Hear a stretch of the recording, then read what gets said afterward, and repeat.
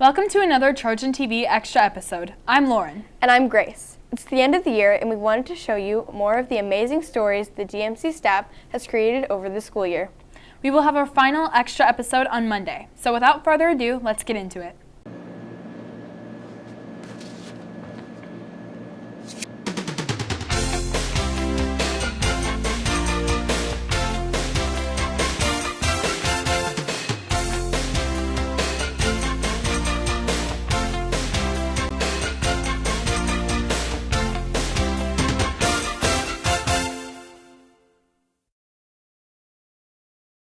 This episode of Trojan TV is sponsored by Dawn Orr for all your ski and beach needs.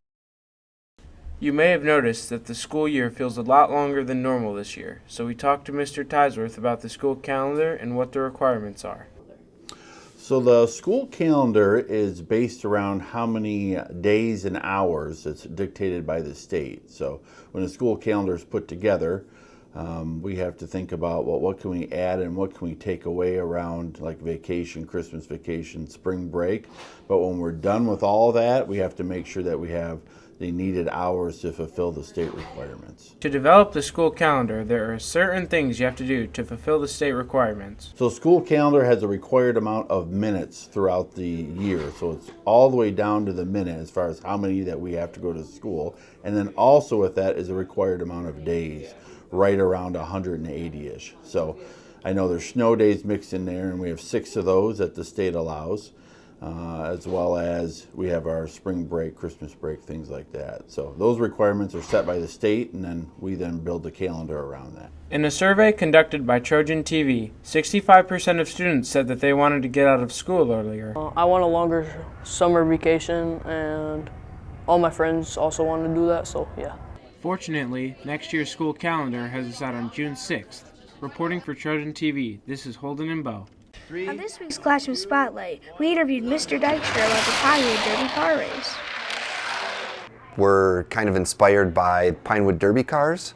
I just thought the Pinewood Derby car event was pretty cool. The students enjoyed the hands-on aspect of this project. This project was really fun, creative. We all had a lot of fun doing these cars. It took a lot of hard work.